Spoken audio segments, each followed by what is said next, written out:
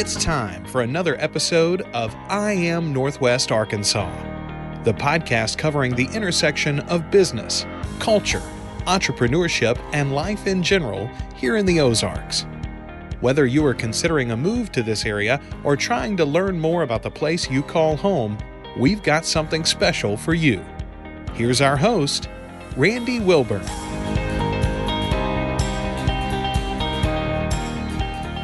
Hey folks, and welcome back to another episode of I Am Northwest Arkansas. I'm your host, Randy Wilburn, and I'm excited to be with you as always. I'm sitting here in the Furman Garner Performance Center at KUAF 91.3 FM on your dial. It's the only public radio station in Northwest Arkansas. It's affiliated with the University of Arkansas, and I've been honored to partner with them for over a year now, and I always give them props right at the beginning of the podcast because of the relationship that I have with them.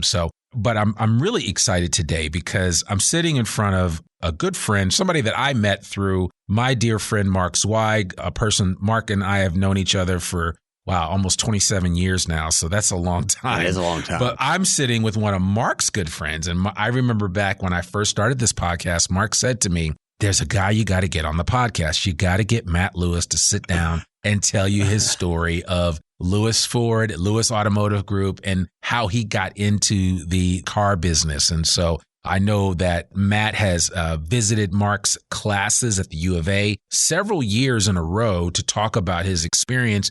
And we finally, because this has been a long time coming, Matt, we finally got you pinned down and you're in the studio with us right now. So we really, first of all, want to say thank you for joining us and welcome to the I Am Northwest Arkansas podcast. But I just want to ask you how you're doing. Man, Randy, I appreciate that. You know, it has been not only a want, but a desire to get on the show with you. What about this facility here? Yeah. The studio is fantastic. It is. It really is. It's so good. And Mark kept poking me on the other end. He's like, you got to go talk to my friend Randy. He's like, y'all have such a good conversation because your podcast is about Northwest Arkansas. Right. And so is our family. Yeah, so it's just a match there. Yeah. So I've been really excited about this, and I want to thank you for your patience. Oh, please. Because it has been a couple years, and we'll see each other at an event and be like, hey, remember, we got to talk. We got to come to the studio. Well, no one has ever accused me of not being persistent. That's for sure. Nothing's wrong with that, my friend. There is nothing wrong with that. So, no, I'm thankful to have you here. And like I said,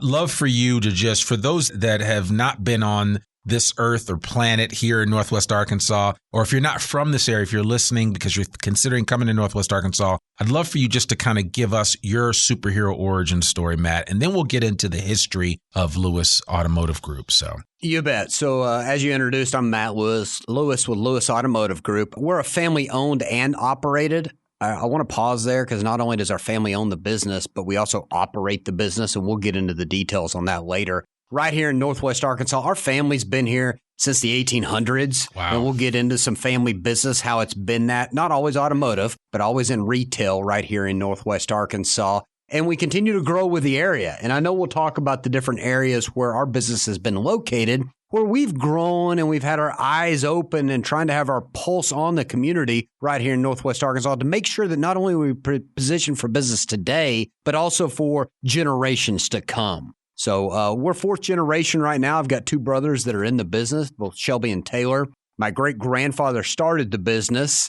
We are right now at 237 employees, and we think by the time this new project's done, we'll be a little over 300 employees. Again, family-owned and operated, no outside investors, no corporations, this or that. We take a lot of pride in that because it gives us a lot of leverage and flexibility in the business place that you can't find in a lot of organizations. So that's a big thing. Yeah. That's a big deal to us for sure. Yeah. No, I love that. And there are obviously, and I'm sure you feel the weight of this, there are a lot of families that are counting on you, right? I mean, when you think of it, when you say that, that's a lot of folks. So, and I know sometimes you don't always think that way, but you have to because it's incumbent upon you. You've got to make sure that this entity, this business can continue on because there's a lot of people out there that are supported by it. No pressure. You bring up a great point there. It's an honor first, but then two, it does add some pressure that we have 237 employees, that it is our job as the Lewis family to make sure that we have a great culture,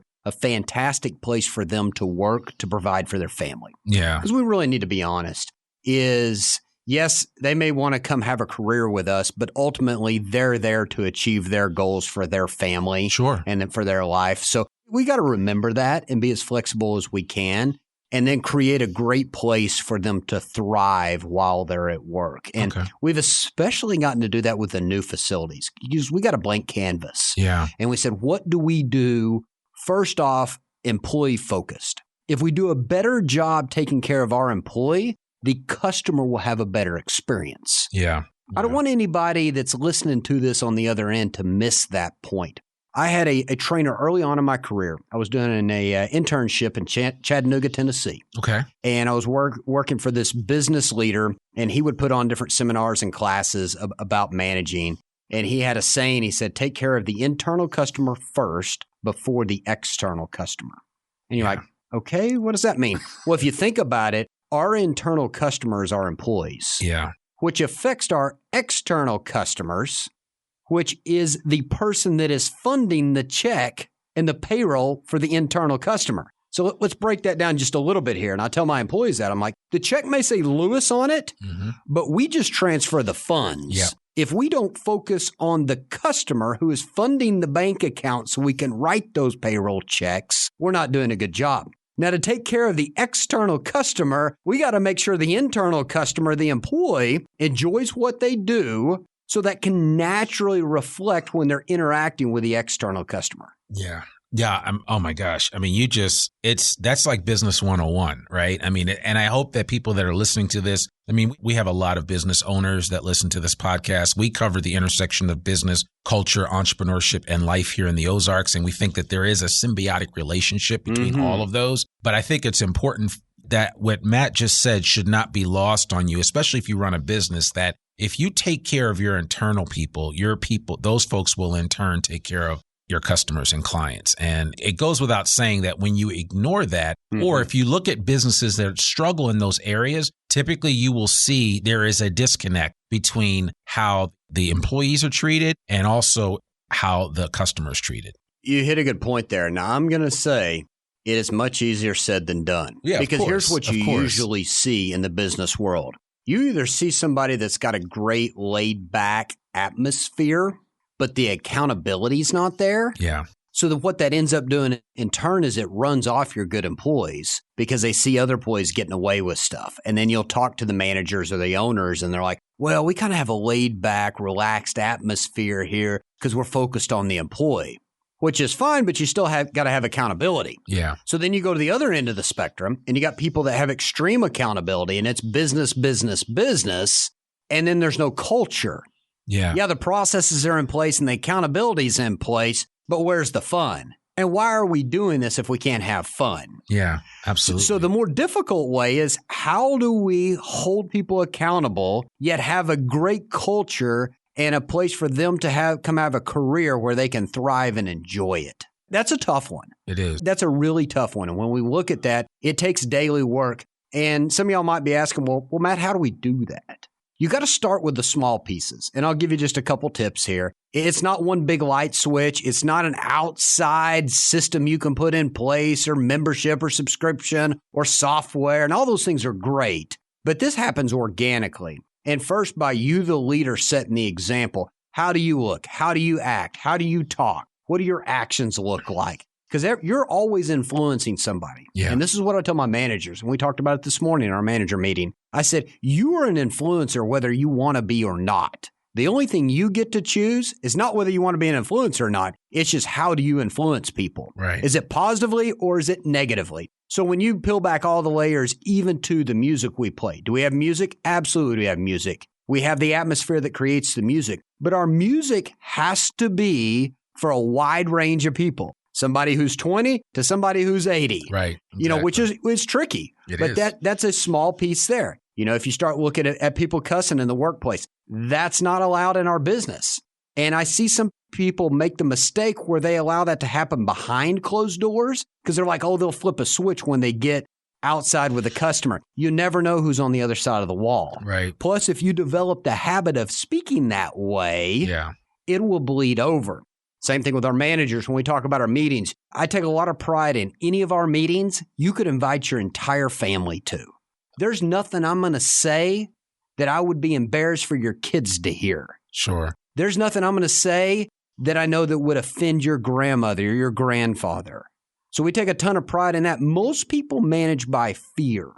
And fear is a short-term game. I'm in the long-term game. And we hadn't gotten into these details yet, but we've been in business for 78 years. And my goal is to continue that culture going. So I laid down the groundwork for 78 more years. Yeah. And that's hard work, and you got to protect that. Just because you had the culture 5 years ago, if you don't protect it, you'll have somebody outside creep in and it'll start dismantling what you've worked a long time on. Man, wow.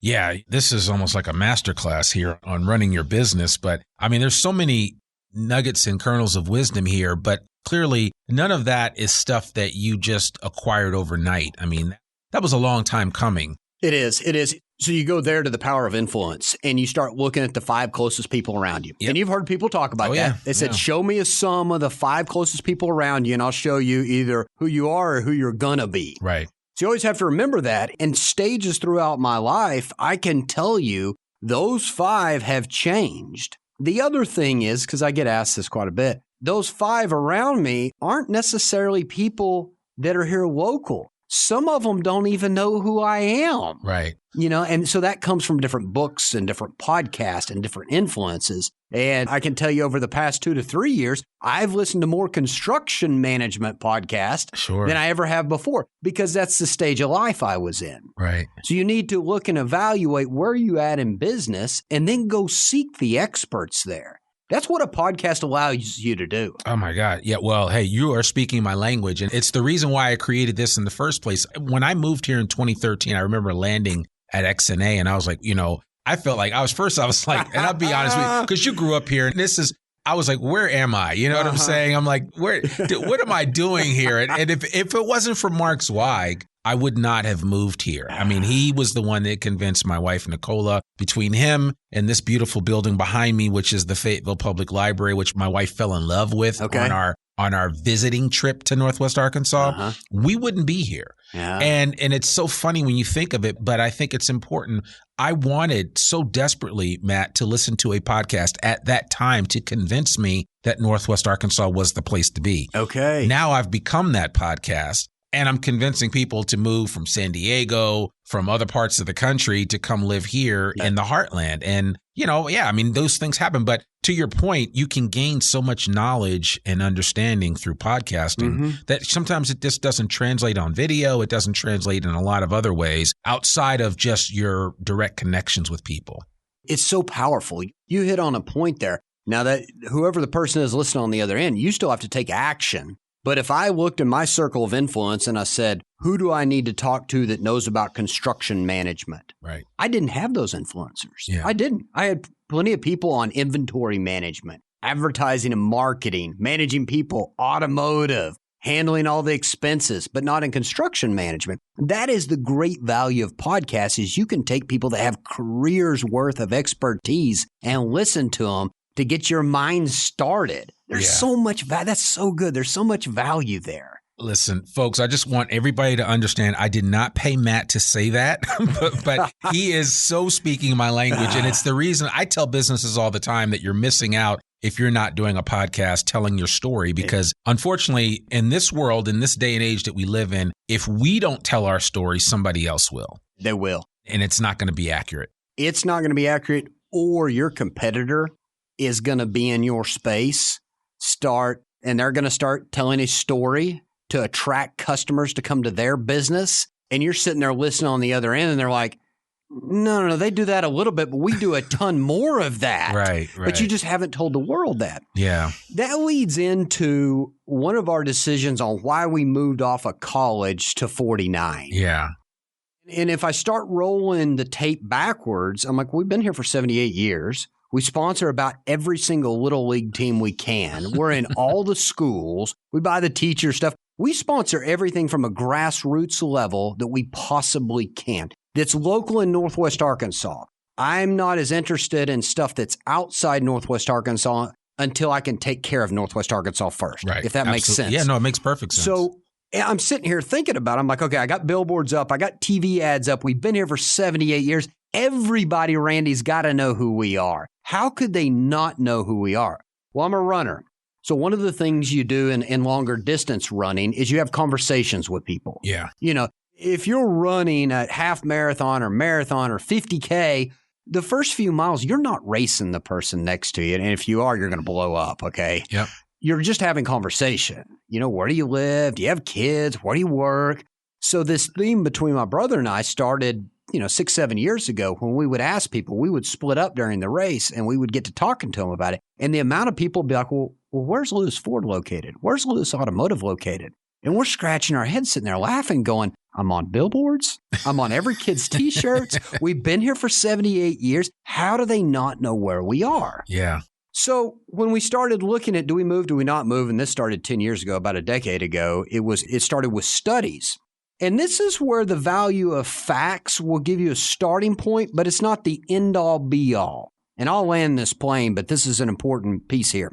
We've got a couple Ford and a CDJR franchise. And when I talked to both those manufacturers, because we're a franchise dealer, and I said we had to get approval from them to move within our PMA, which is our primary market, they said, we don't want you to move. When they looked at us on college and they drew a circle around us, they said the traffic count looks good. Yeah. They took the average household income of all the houses around there, and they said your average household income is good. Yeah. You don't need to move.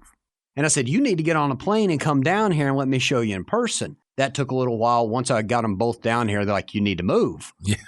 Because of the flow of traffic and the in and out. And we were trying to operate a 2024 business in a 1969 structure. Sure. And just it's changed. Well, you outgrew it. We outgrew it. Yeah. The way you pull into service changed, all that stuff. Yeah. So when that happened, and then when Shelby and I were running with people and they're like, we don't know where you are. And we started looking at, the reason we moved off of Rock Street off the square to College was that was the main corridor to get all the way to Bella Vista. When you think about it, back in the day, you went from Alma to Bella Vista on 71B. It's amazing when I think about that. There was no I-49. Yeah, I know. So if you lived in Bentonville or Rogers or Alma, you came by our dealership right there on College. We captured everybody. Well, now, as it's progressed, we've got I-49, and the people that live in Springdale, Rogers, Bentonville, if they come to Fayetteville, maybe go to a ball game, they're taking the next exit. They never see me.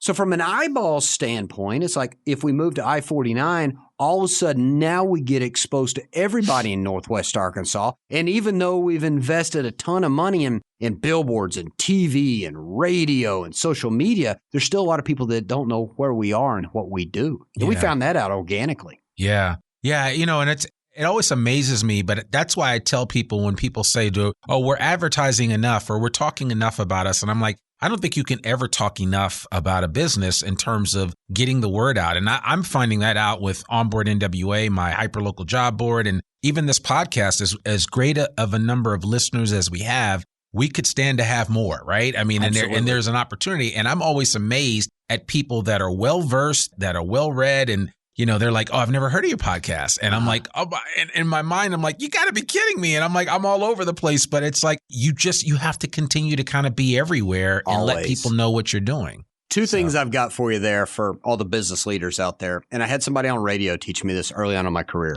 Because we used to have, let me paint the picture for you. On a Saturday, I might have 3 to 6 live remotes. Yeah.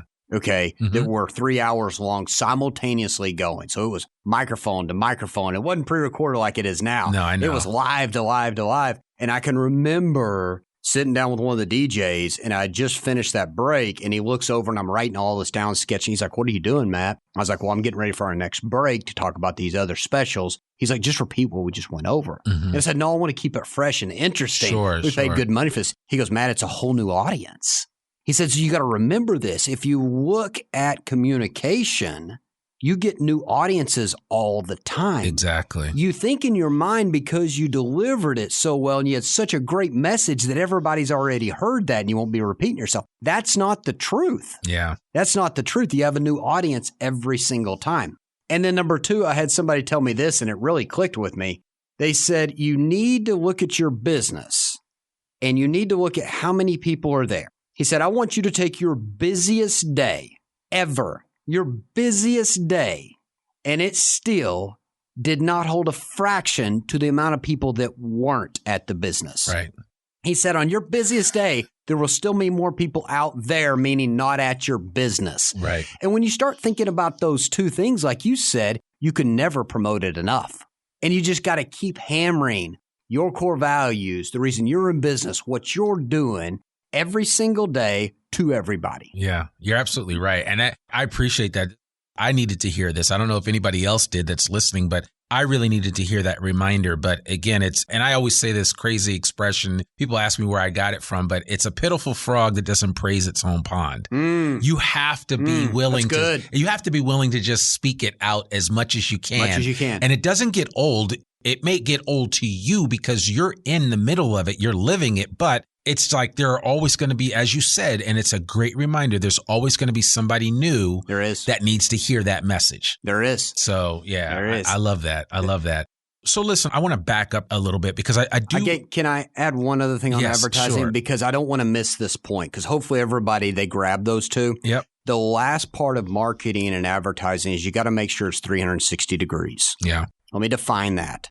Don't be talking about a sell or an offer on social media, on radio, on a podcast, on TV, and not let your employees know what's going on. Sure. And I've seen that happen before, that somebody's spent thousands and thousands of dollars on whatever sale they have going on or offer for a customer to show up and they ask an employee about it. And the employee's like, I don't really know. They're changing that stuff all the time. Right. That's stepping up to the plate and you got a strike called. Exactly. That fat pitch is coming down through there. Your team better be ready too. So whatever's on your billboard or your TV ad, better reflect it on your website and on your social media and inside your retail business. It better be 360 degrees. Yeah. And yeah, you're absolutely right about that because that just means that everybody, and it drives me crazy when I walk into a place after seeing an advertisement about something and then I talk to somebody internally about that and they're like, oh, I had no idea or I wasn't aware of it. And that just shows that management hasn't really taken the time to educate the folks and to also talk to them about, hey, this is how you approach this type of customer when they ask you this question about this promotion.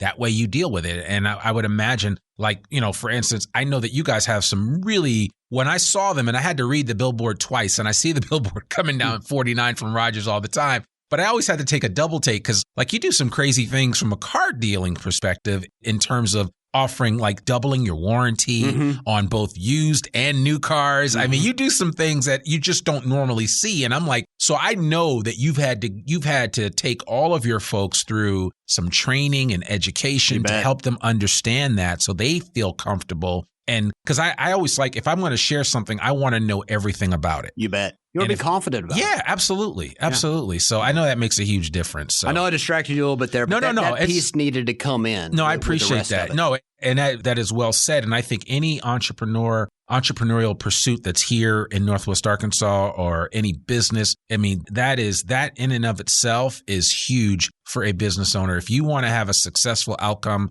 serving the needs of your customer or client base, you have to be willing to train your people properly. I've always said that, you know, you have to be willing to provide personal and professional development so that your team can be the best version of themselves, because then it will come back to what you talked about earlier. So, no, that's good. Yeah. That's great advice. Yeah. So listen, Matt, I mean, just tell me this. So 78 years. And you said, so originally the Lewis family had other concerns before they decide. What prompted your family members to decide that they wanted to go into the car business? Okay, good. So let's try to fast track through this. So if we go back to the 1880s. Wow. Okay.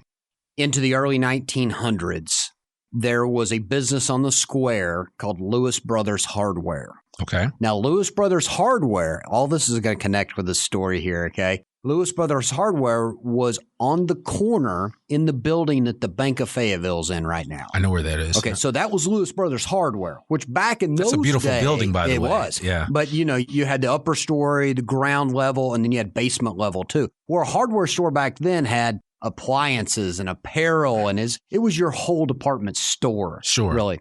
So that gets into the 1900s, and then my great-grandfather had gotten into the banking industry. Okay. All right, so he was a banker at heart and worked for McElroy Bank back in the day, who was then bought out by Arvest. and he had 4 sons. So in 1949, he got the opportunity to buy the Ford store off the square. Okay. And at that point in time, he bought that as an investment because he was still working in the banking industry. And 2 of his sons, Tom and Herb, took over the automotive business. His other sons, John followed his footsteps in the banking with him and eventually branched off to open the Bank of Fayetteville. Oh, okay. And bought the original Lewis Brothers hardware building that his grandparents had ran back in the 1800s and early 1900s to open up the Bank of Fayetteville. Wow. So that's kind of how that whole story comes in there. You know, it's funny you mentioned that, and a lot of people. So I've had Gary Head on this podcast, and actually he was episode 4, I think. So it was one of the first few people that Mark introduced me to. And actually, he introduced me to Gary because even before I moved here, I was like, Mark, I need a good banker. Mm-hmm. He was like, I got the guy for you. And Gary Head was that guy. You bet. But Gary tells the story about how he worked at McElroy Bank. Uh-huh. And so out of McElroy Bank has come a number of banks. And I didn't realize that Bank of Fayetteville technically came out of McElroy Bank. And so your family had gained some wisdom, knowledge, and understanding while working for somebody else and took that to build what is now Fayetteville Bank. You bet. Yeah, you bet. I love that. So it's all connected there. Yeah, it is. It is all connected. And that's what a lot of people don't realize when I talk to them about Northwest Arkansas is like, you'll meet, there are a lot of families that have been here for a long time, like your family has, and has really put blood, sweat, and tears into the ground here in Northwest Arkansas and have a vested interest in seeing this area be a success. They really do. And I won't try to get too sidetracked with all the stories, but you bring up the library down here, which is a beautiful library. Well, if you'll look at some of the rock and stonework going into there, that came out of my grandfather had a flagstone quarry on Prairie Grove. Okay. That I remember working at. All the flagstone was donated to help when they had the idea of doing the new library. So again, it's how much can we do to help Northwest Arkansas? You say, well, Matt, that sounds great, but let's really peel back the layers. Why are you doing that? Yeah. Let me tell you why. Because if you look at the whole circle of business, at the basics, it's people do business with people that do business with them. Mm-hmm. So if we look at all of our customers that are here locally, we want to take the business that they did with us and reinvest back into the local community, whether it's a T-ball team or the library or the fire station that we'd gotten the land for, like all these other pieces. Yeah. And is there some publicity about it? Yes. But at the core of it, the reason we did it is because it supports the customers and their local community that did business with us. I love that.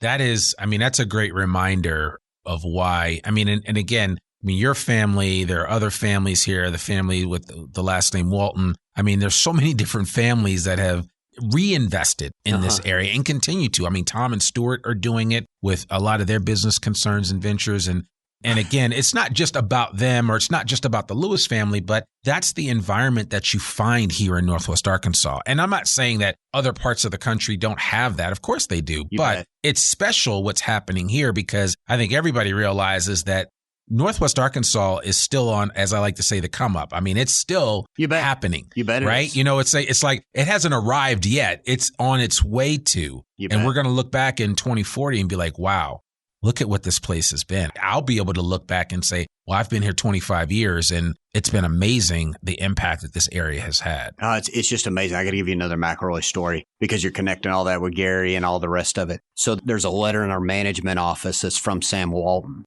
So my great-grandfather, Buck Lewis, gave Sam Walton one of his first loans to open up one of the 5 and dime stores to get it started. So there's a letter coming from him where he got the loan from McElroy Bank for my great-grandfather, thanking him, helping him get started. Wow. I love that. So it's a cool connection. It really is. And just a note for Sam Walton. And I've met several FOS or friends of Sam But I've read his biography now. I had read it before I moved here, and then I reread it again. Then I got the Audible and listened to it. And it's pretty incredible. I mean, just to kind of read that and the foresight and vision that he had for this area. It's like who would have thought that? I mean, amazing. Because again, as you're talking about what this area was like when you guys first got started, Bentonville, it was really like the country, right? I mean, and it has evolved into something, it's amazing when you think of it now and where it is. So I think that's important for a business owner to look at that large picture. We all want to do more business and make sure that we operate our business in a successful manner. Yeah. Both financially so we can do more. But then what are we leaving as our legacy? And the legacy happens in a couple different ways. One of the focuses of our legacy is what do I set up to make sure the fifth and the sixth and the seventh generation continues to go on successfully. But another legacy that people don't necessarily think about is who are all the people that they poured into that were able to go open up another business, a nonprofit that helped out in the community as well. They played a part in that because without their mentorship, that person would not have been able, they would not have had the tools and the confidence to go do that. No, you're absolutely right. And this is, as I keep saying over and over again, and people laugh at me when I say it, this area is very fertile ground. It is. There's a lot of opportunity that's happening here. And if you have a really good idea, there's always going to be people that are going to support you, encourage you, and even help you build. You bet. So, that's just the way to do it. So, and speaking of helping you build, I would love it for you to just kind of share with our audience, how did you, Matt, get involved? I mean, because clearly it's like, okay, you're born into it. Mm-hmm. You're born into the family. So it's like, I saw your boys. And how many kids do you have now? I've got 3. You have 3. So I think I saw 2 of them at the grand opening that we were at. And we'll link to some video footage of that grand opening at the Lewis Automotive Group space right there off of I-49. But I was thinking about it and I was like, wow, okay, so this is hopefully the baton will be handed off to that next group. And I'm sure they've got cousins and others that all want to lay claim to that. But tell our audience a little bit about the idea that, you had to actually earn your ability to be where you are today. It wasn't just like, oh, well, Matt's the oldest. So, it's like there's more to it because that actually can go wrong with a lot of families when you have young people that are given something that they're not quite ready for.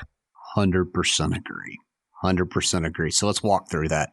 It was not because I was just born with the last name Lewis. Now, I got the opportunity because of that. Sure. But I had to take the steps and I had to prove myself. So let's give a little bit of background so everybody listening can understand in context what we're talking about ratio-wise here. There's a little over 65 Lewises right here in Fayetteville. Wow. 65. There's 3 of us in the business. Okay. I didn't know that. Right. 65 to 3. Gee whiz. And then the reason being is because my grandfather had the help with a consultant that dealt with just succession planning. And we knew we were blessed with a really big family. Mm-hmm. And it's like, how do you get the correct people in the business? Because most of the time, like what you said, everybody just gets involved in the business without any pre-qual and without earning their stripes. Yeah. And then it falls apart. In fact, this last year when I was talking in Mark's class, we got to talking about the 4th generation. I said, Mark, if you don't mind, as I'm up here speaking, look for me on the percentage on what businesses make it to the 4th generation. And so he did some research as I was speaking. He goes, I got it, Matt. 5% of family businesses make it to the 4th generation. 5%. Now, I'm one of those guys that odds like that, they fire me up and motivate me. And I'm like, I can beat 95% of other people with just the correct ground rules laid out. Now, I can't take credit for that. That's got to go to my grandfather. So let's walk through that process. Yep. So my grandfather, again, with planning, here's how it was laid out. Anybody had the opportunity to get into the business. But here's the qualifications. They had to first work for somebody else for at least a year in a real deal job. Yep. Okay. Where you could actually move up. And then second, they came back into the business and they had a 2-year program that they worked through every single department. So I worked in parts. I worked in service as a mechanic. I worked in service as an advisor. I worked in our central office. I worked in our body shop. I worked in finance, sales, marketing, each of those areas. And then at the end of the 2 years, you were evaluated to figure out your strengths and weaknesses. So then you were on the right growth track for something that had a fire burning inside of you, Right. and then 2 could add to the business. Wow. So at the end of the 2 years, and I've got some cousins that had gone through that 2-year process, and then they ended up and they went and did something else. That does 2 things. Number one, that puts people in the business that have a desire and a skill set to continue the family business. Remember, we've beat out 95% of other family businesses. Yeah.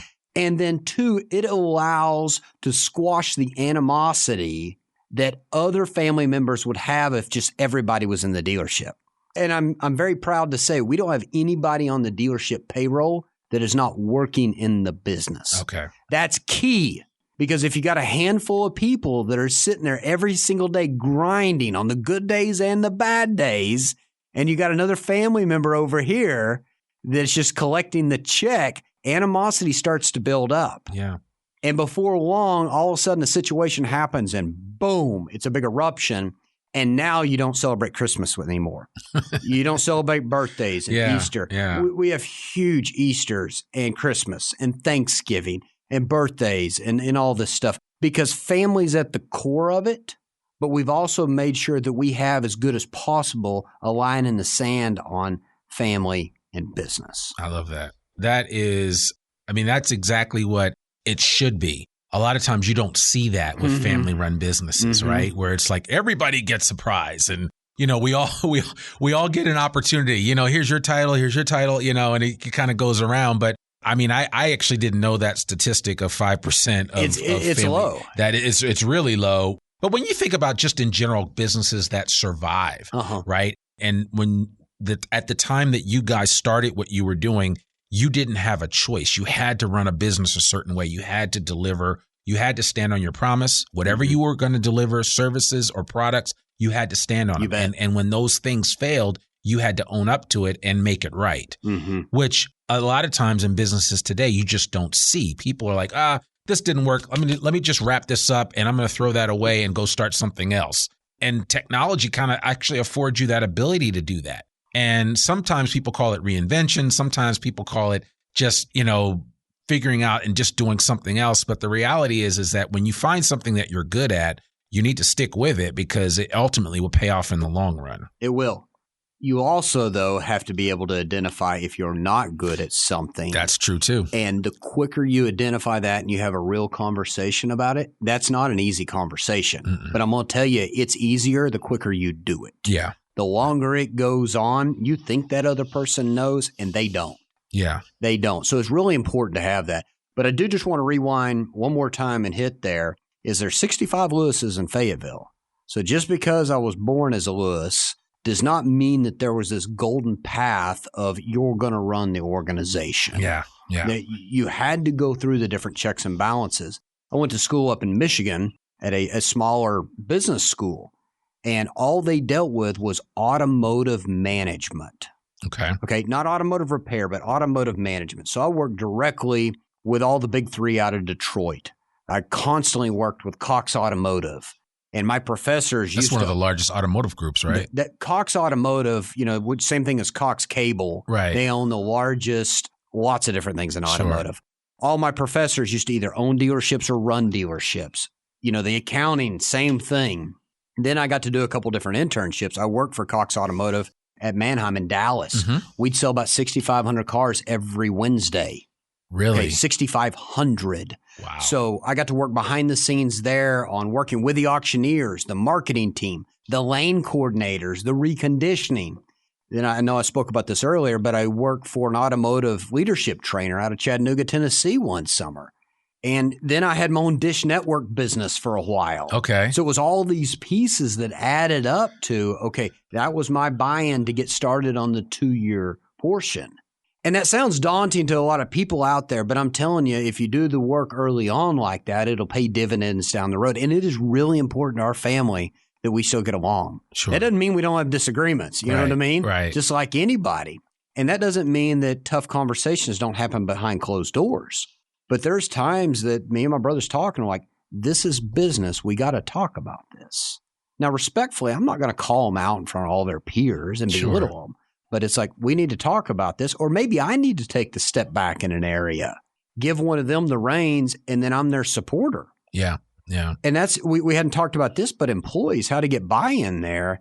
You need to be their cheerleader. You have to be. And in management, I know I'm crossing over a little bit here, but in management, I remind my managers every single day, your goal today is to help everybody in your department be as successful as they possibly can be. Yeah. Remember the Zig Ziglar? Yeah. The motivational speaker, Zig Ziglar? Yeah, I love Zig. So I can remember listening to his Zig tapes all the time. So, growing up, the tapes were in the car with my dad and I. You help enough people get what they want, you will get what you want. Bingo, you got it. At a Yazoo City. That's right. Yeah, that's right. So that just stuck with me. That was one of those quotes. And it's like, if you will focus on helping enough other people get what they want, you'll get what you want. Yeah. You know, it's no different than in sports if we look at that. If we'll focus on how many times can we get positive yardage and how many first downs can we get, the scoreboard will take care of itself. Yeah, absolutely. It really will. Yeah. So back on the family business. So then that was my journey to get in there. So then it's our job as the fourth generation to make sure that we continue those ground rules. And hopefully my three sons get into it. But if they don't and they don't have a passion, I'm not going to push them to do that. Yeah, no, I understand that. That's really important. But don't miss the point that I'm telling you is do not have people on the payroll that are not working in the business or own the business. Sure. They could own the business and be retired. Yeah. You know. Yeah. But if they're not at so much animosity, you think you're helping them, but all you're doing is building up animosity. Yeah. It will explode. Yeah. Maybe not today, maybe not tomorrow. That's the part that busts up family businesses. Yeah. And I've got friends in it that have relatives or have siblings that are driving a car or that are on payroll that are not at the dealership. And you can tell when talking to them, there's so much animosity built up. They're like, just write them the check. Just let them drive the car. And I'm like, that's not healthy. It's not. So, well, it sounds like you guys, again, set a proper foundation, right? With some good guidance and counsel and experts that were able to kind of walk you guys through the best way to run the business. And you continue to do that. But, you know, I got to say that the pressure, you must feel the pressure.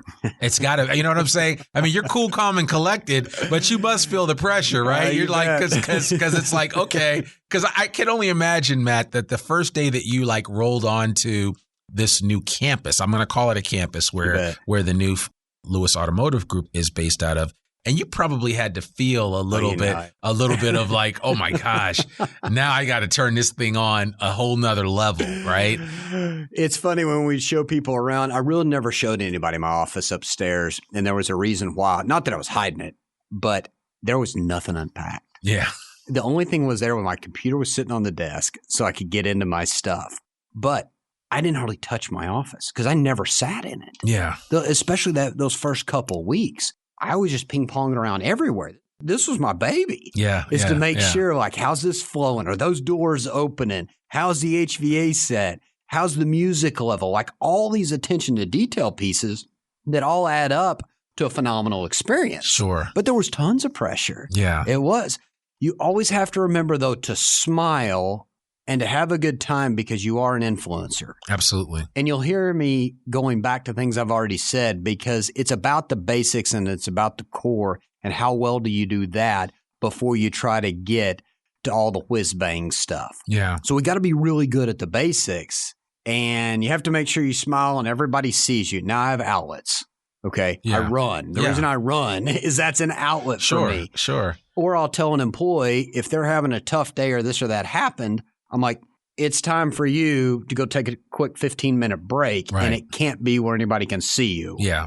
You know, because everybody has to have an outlet. Sure. But you got to remember that when the curtains pull back, the show's on. And the customer, okay, doesn't want to experience what's gone on negatively in your life. Yeah. They just don't. I'm not going to say they don't care, but they're there to get their vehicle serviced or to buy a vehicle. And you're there to solve a problem. And you're there to solve a problem, and that's it. Yeah. Over 70% of selling is nonverbal communication. Mm-hmm. How we look, how we talk, what does our facial expression look like? Over 70%. So more important than the words that come out of our mouth is how we say it and how we look saying it. Right. And if you were in a sales class with me right now and I was training you, We would work on what your stance look like. Right. We'd hold a mirror up and go, let's see what you look like when you're talking to people. Right. Some people naturally grit their teeth. Some people naturally frown or don't smile. And those key things are keeping them from success. Yeah. It's little things like, are you standing with your arms crossed? Because when your arms are crossed, then you're basically closed off to the person in front of you, as opposed to having your arms open.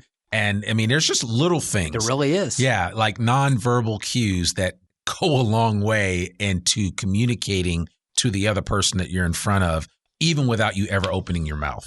All these points are so important, Randy, to your audience, is because everybody's looking for what's the next marketing idea? Yeah. What's the next this or that? Now, those are important, but if you can't get off on the snap count and if you don't have the basics down, what are you doing trying to run a trick play? Yeah.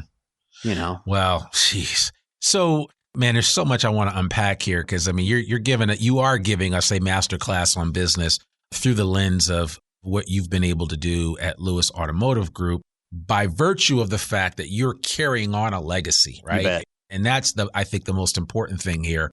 So, and I know that I understand that you've built a gym there for your employees. You bet. You've done a number of things to really, I mean, the proof is in the pudding, right? It's not like they just come there to go to work and go home. You've made it an inviting space. You bet. What was it about the extra things that you've done in this particular facility that speaks to what you've learned about how to take care of your employees? This is so good. And I'm glad you brought this up. My brothers and I started on this about 10 years ago, so about a decade ago. Yep. And that started with the story I was telling you earlier about the manufacturers coming in and say, could you move? Could you not move? And then we said, we're going to go look at every dealership and non-dealership we can.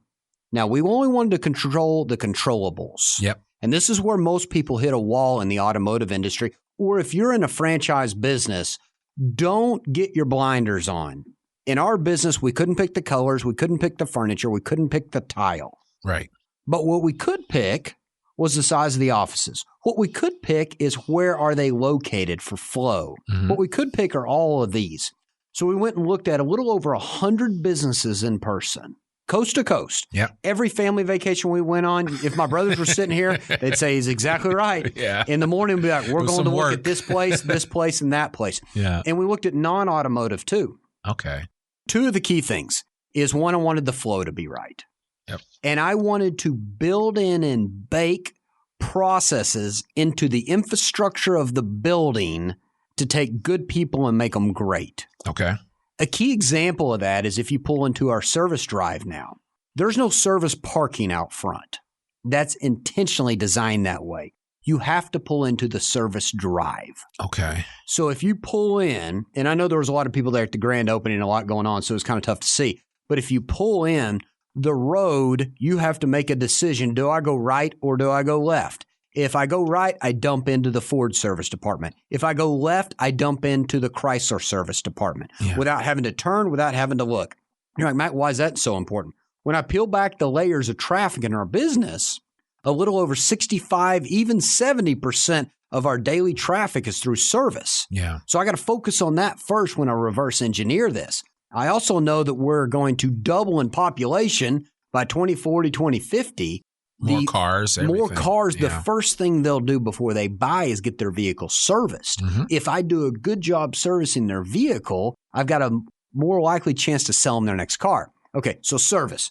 No parking out front. You got to pull in the service lane. I took all my service advisors, who are the employees that talk to you and check your vehicle in. I put them behind a 100% glass wall, and I put their desk where they're facing the service lane. So when a customer pulls in, they have got to take action. It's staring in front of them. Right. I can't take credit for the idea. I can only take credit for implementing it. Sure. No different than the podcast we talked about earlier. Right. I found that at a Jeep store in Tulsa. Okay. There's that piece. So all these little pieces, if you were sitting in the finance office right now signing the paperwork for your new car, and if you looked to the wall to your right or left, depending upon which office you're in, you would see your brand new car in a delivery area. Yeah. All glass. You get to see it.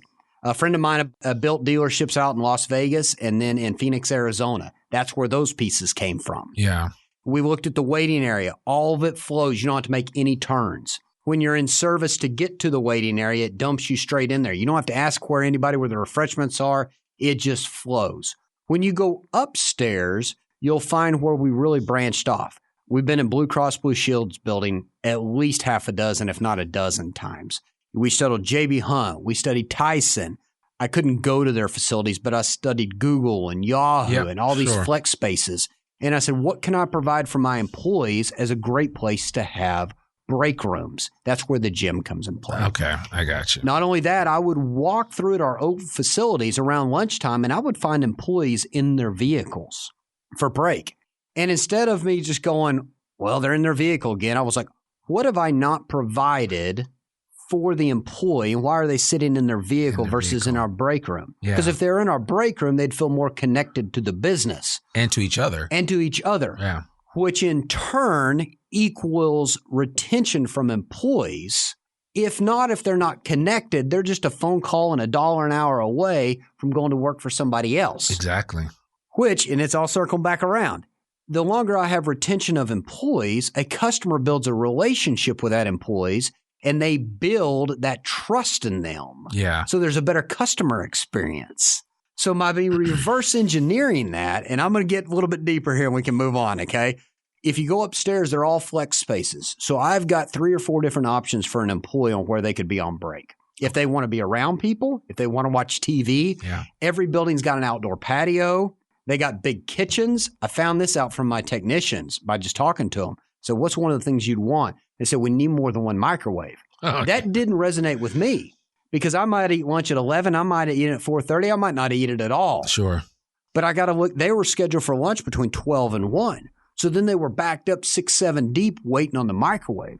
And I'm sitting there thinking in my mind, you're telling me for employee satisfaction was a $150 microwave? Yeah. I'm like, how many can we put in? That's an easy fix, yeah. But usually it is an easy fix like that. Yeah. So we got all these microwaves up there. And then we got, they're like, if we had an ice machine, that would be fantastic. That wasn't expensive. We put an ice machine in. Yeah. And then we put a gym in. All that's on the second story. There's a reason. See, some people would miss this piece too, and they'd put it on the first story.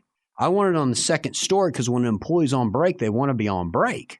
If you're visible to customers or other employees, they think it's an inviting opportunity to come ask you a question. Right. Hey, can you come look at this vehicle for me real quick? This customer's got a question. So-and-so's got a question. And then the employee's like, can I not have my break time? Right. So then they end up sitting in their car. So then they're not connected.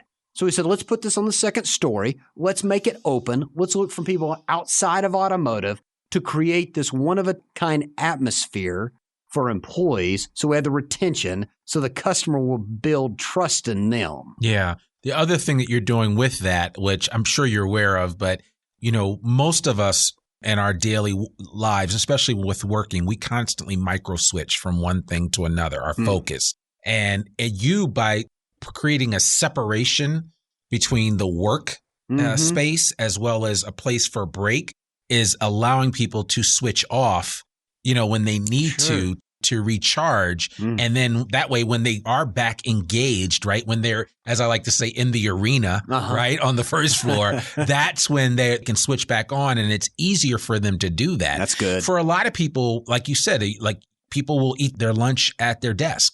So there's never a switch. You don't make a switch. You don't make a disconnect. And you need that. We, as human beings, we need that just to be able to kind of recharge and reorganize ourselves. None of us, I don't care how great of a salesperson you are, you need to be able to take that break. And I think just by listening to your employees and providing them feedback vis-a-vis the design of this speaks volumes. And you're absolutely right. Recruitment and, more importantly, retention is key. So key. Because you can always recruit other people. Can you keep the people that you hire? And I'm going to throw this out at you too, because I always say this to leaders, is that most leaders, their job as a leader is to work themselves out of a job. Not that they're going to get fired, but that they're going to create opportunities for other people to step into what they're doing so that they can go on and do something even bigger. You bet. And it's just an important idea to think about and to process, right? Because a lot of times people say, oh, well, I'm the greatest salesman. It's like, yeah, but somebody else is going to come along and you should try to develop other people that can eclipse what you've done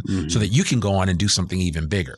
That's so true. And it's so hard for people to grasp. Oh, it is. It's so hard. I get it. There's a great book out there, and the name of the book is called The Motive.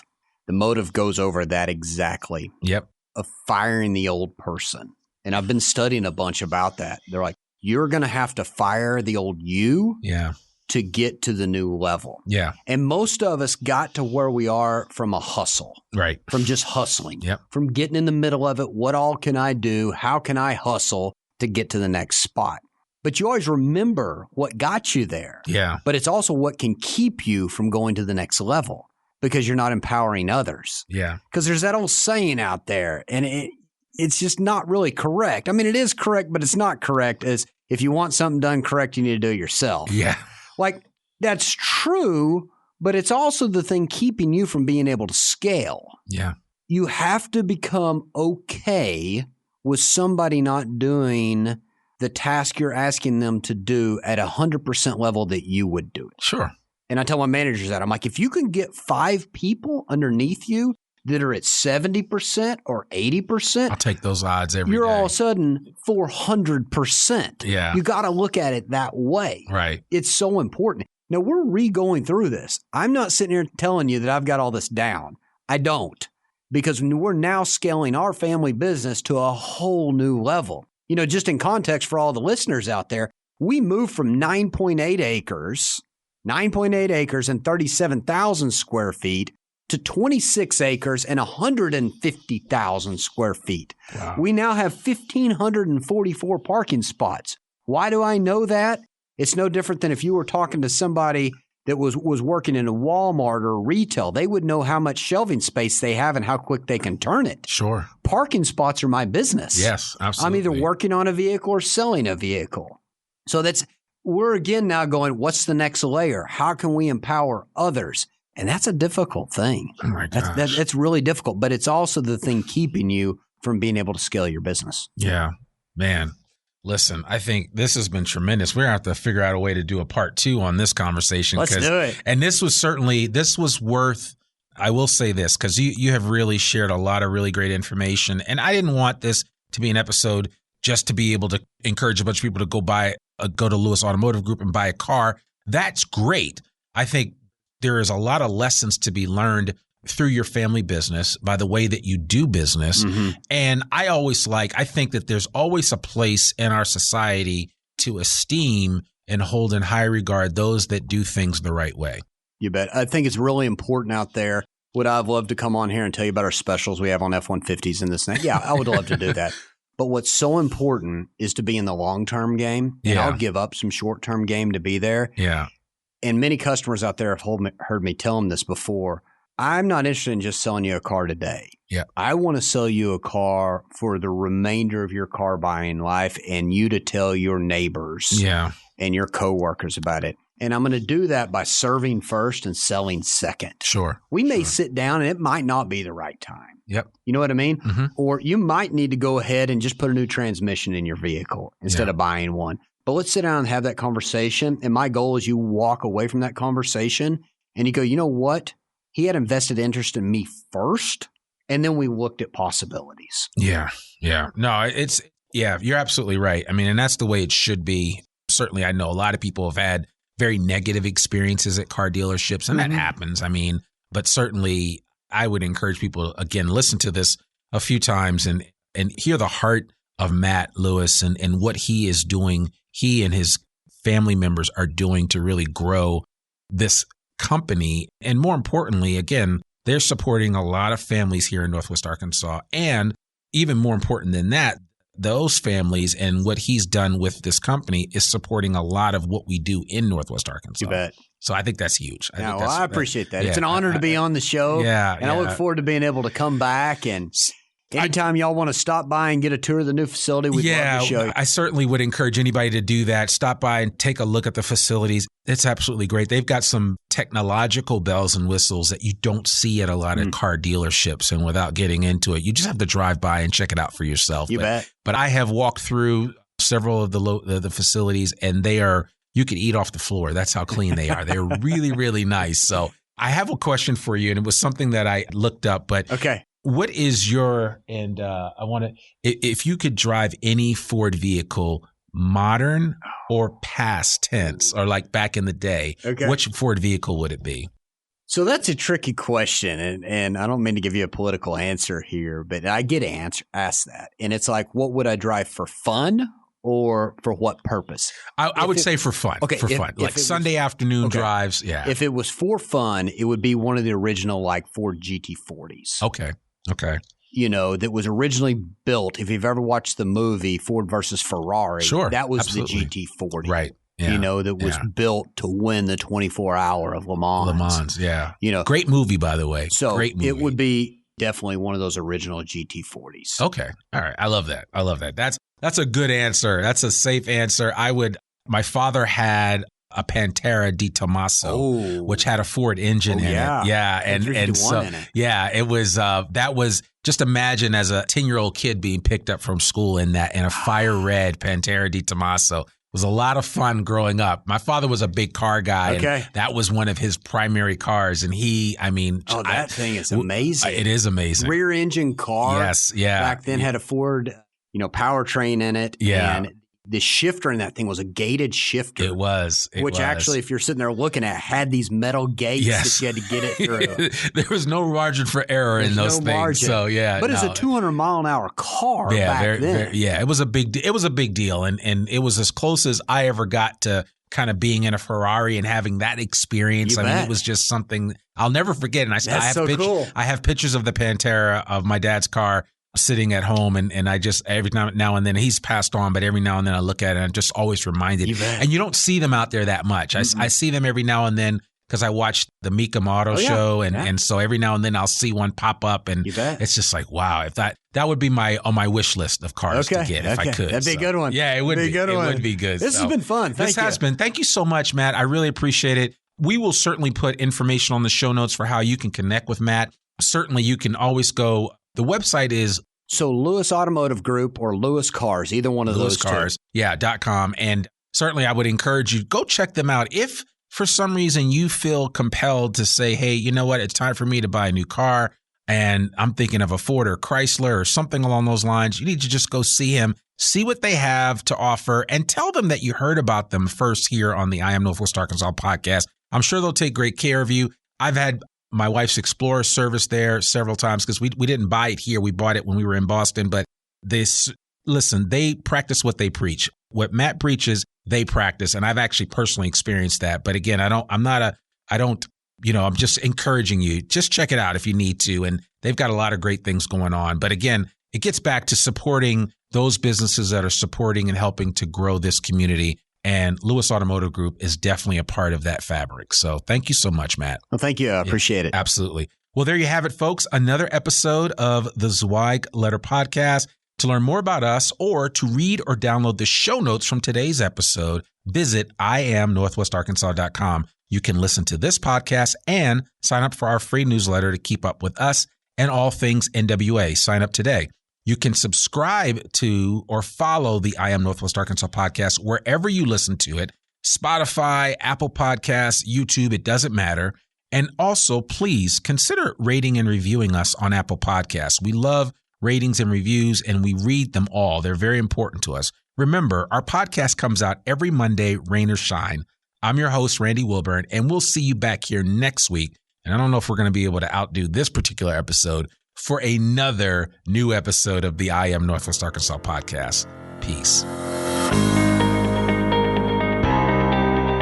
We hope you enjoyed this episode of I Am Northwest Arkansas. Check us out each and every week, available anywhere that great podcasts can be found. For show notes or more information on becoming a guest, visit IamNorthwestArkansas.com. We'll see you next week on I Am Northwest Arkansas.